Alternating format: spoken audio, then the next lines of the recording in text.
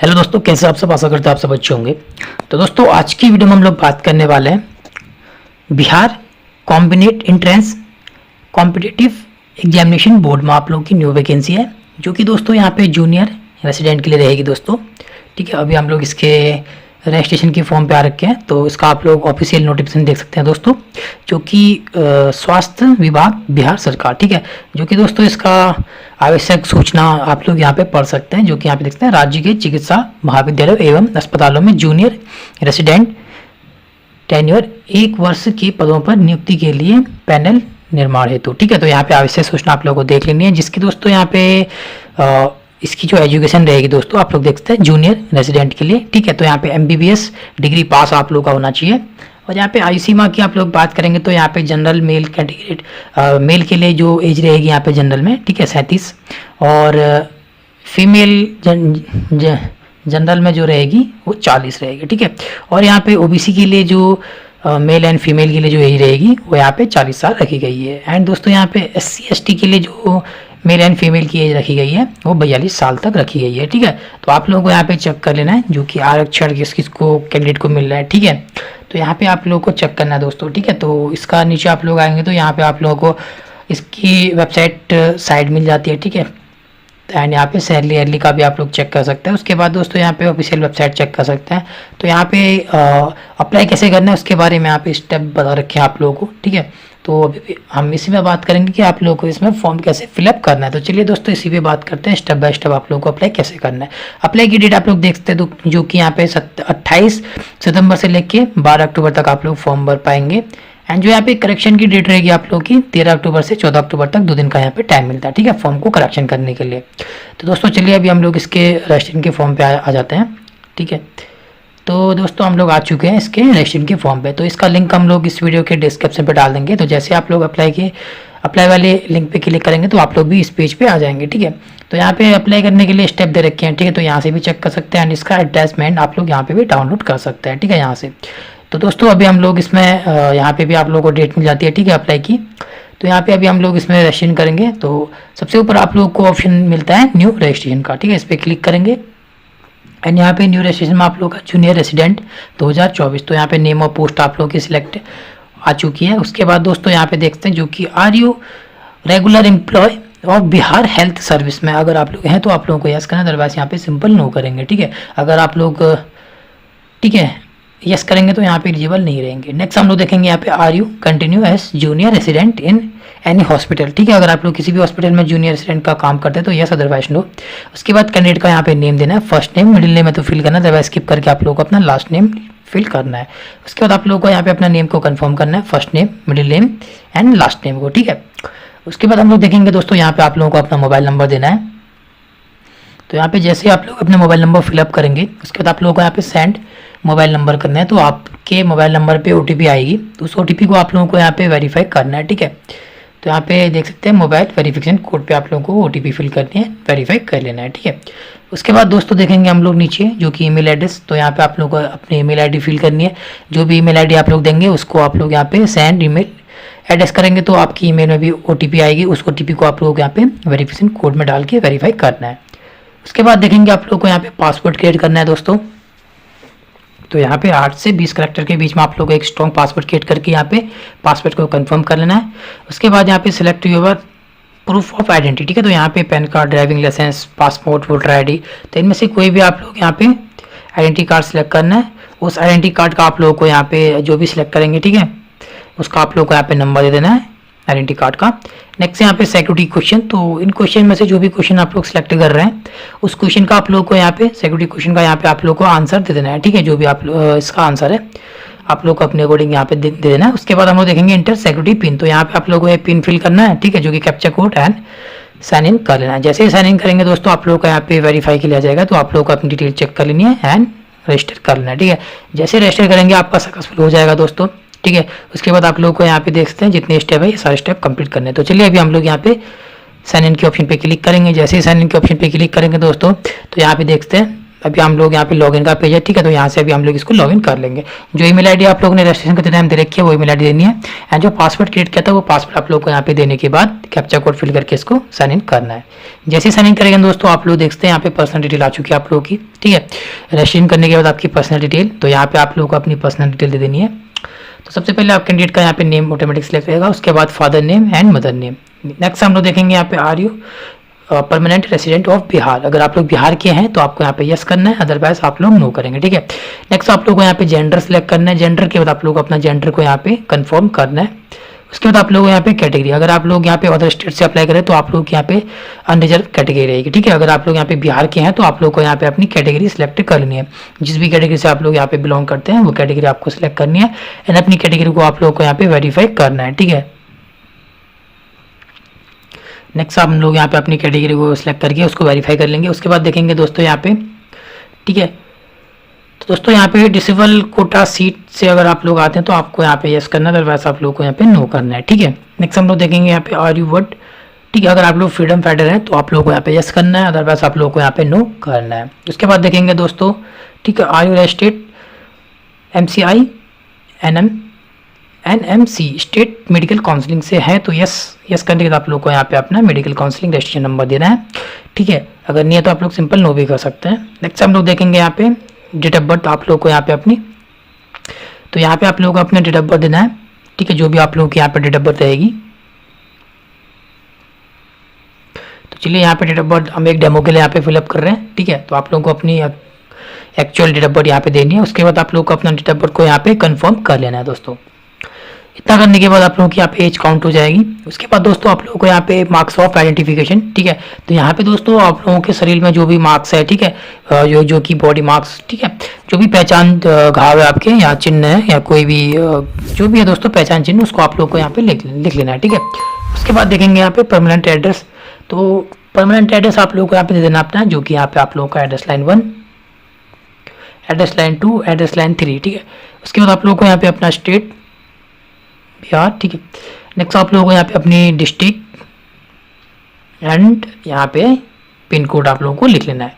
उसके बाद देखेंगे नीचे यहाँ पे करस्पॉन्डेंस एड्रेस, ठीक है। अगर आपका परमानेंट एड्रेस और करस्पॉन्डेंस एड्रेस सेम है तो सेम एज परमानेंट एड्रेस के बॉक्स में यहाँ पे चेक बॉक्स करना है, ठीक है। अगर आपका अलग अलग एड्रेस है तो आप लोग यहाँ पे अपना अलग अलग एड्रेस यहाँ पे फिलअप कर सकते हैं, जो कि, ठीक है, permanent address and correspondence address आप लोग को यहाँ पे अपना मैनुअली भी फिल कर सकते हैं अगर अलग अलग है तो, ठीक है। तो आप लोग को अपना एड्रेस यहाँ पे फिलअप करना है, अगर सेम है तो चेक बॉक्स करके आप लोग को यहाँ पे सबमिट करना है, ठीक है। सबमिट एंड कंटिन्यू करेंगे। उसके बाद दोस्तों आप लोगों को यहाँ पे फोटो एंड सिग्नेचर के लिए आता है, जो कि यहाँ पे फोटो अपलोड, ठीक है, एंड सिग्नेचर, जो कि सिग्नेचर हिंदी और इंग्लिश में आपको अपलोड करना है, ठीक है। तो इनका साइज देखेंगे, जैसे कि आप लोग चॉइस फाइल करके यहाँ पे अपना फोटो को अपलोड करेंगे, ठीक है। तो पहले इनका साइज चेक कर लेते हैं, जो कि दोस्तों फोटो का आप लोग साइज देखेंगे, जो कि यहाँ पे 200 पिक्सल विथ आप लोग की होनी चाहिए, एंड